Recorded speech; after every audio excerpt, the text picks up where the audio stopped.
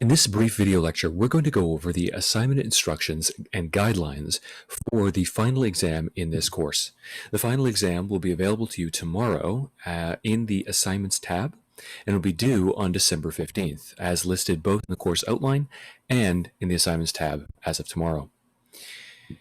If you have any questions about this final exam, its expectations, and the nature of the various different sections within it, after this video lecture, please do not hesitate to contact me. Obviously, I can't answer questions pertaining to the individual questions that I pose inside the test, but if you have some procedural issues that you'd like to cover, I would be more than pleased to address them with you. First, in this exam, please note that you do not need a works cited section. This test is one of the very rare cases in which you will not require any kind of works cited section. However, in functionally every other assignment, you will need one, including the final essay.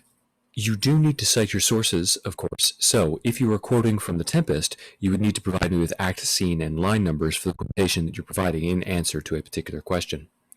The strongest answers provide specific direct evidence where applicable in order to ground your arguments in actual material from the original texts. This exam is open book, so you may refer to any of the lectures, stories, supporting material, or resources on Omnivox, or rewatch any of the films to which you have access in anticipation of correcting these questions, providing answers to these questions. However, you may not use any outside sources or websites. The first section is short answers. You will have 8 questions, 7 of which you will answer, for a total of 35 marks, as each of those 7 questions is 5 marks each. The first section of this text is short answers. You will be provided with 8 questions and be expected to answer 7 of them. Each of those questions is 5 marks, and in total, this small short answer section is worth 35 marks on your full test. Each of these responses should be between 3 and 5 sentences long. As an example of the kind of question you can expect to see on Saturday, question 1, briefly explain how every act of adaptation is an act of interpretation. So in this case, we have a theory question that we have discussed and explored throughout the course, but that we established through video lectures early on at the beginning of the semester. Other kinds of questions that you can expect to see here would be brief questions about how we've interpreted a story in the context of video lectures, core concepts related to, let's say, Shakespeare and his history or the history of The Tempest, and also Lovecraft and his composition of The Color Out of Space, or key points of our analysis of these texts. For instance, the major themes that we've discussed, the subjects, and the arguments that these texts have made, or the literary devices that the authors have used or themes that they explore.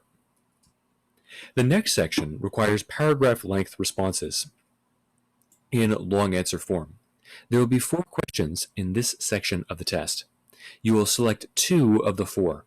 So there is a broad coverage here of various different topics, from The Tempest to The Color Out of Space to the various different film adaptations and activities that we've done in class.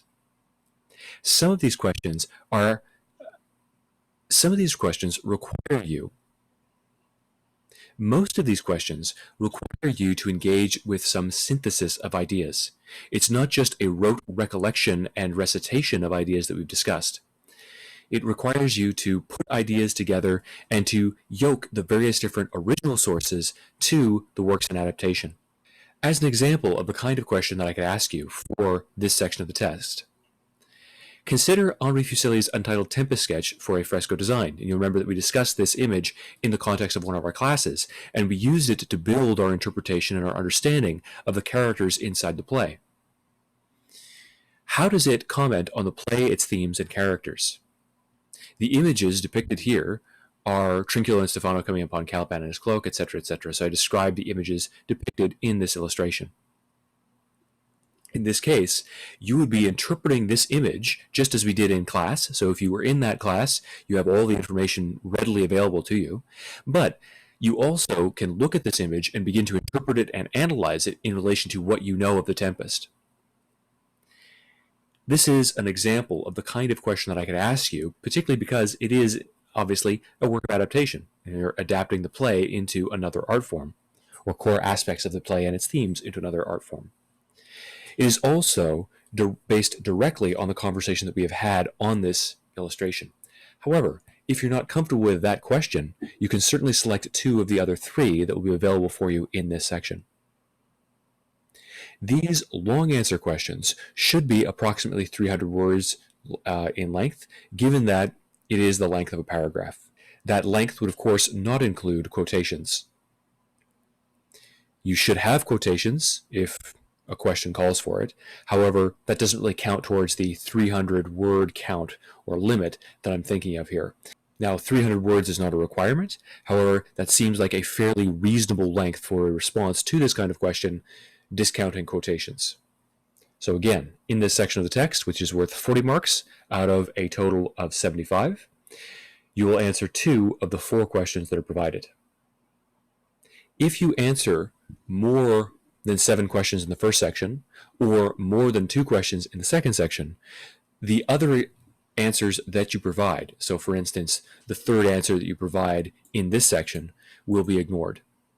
I will only grade the first 7 answers to section 1 and the first 2 answers of section 2. Again, if you have any questions or if you'd like to go over some of the expectations for this test, please contact me. Good luck on this final assessment and in your other courses. And it's been a pleasure working with you over the course of this semester.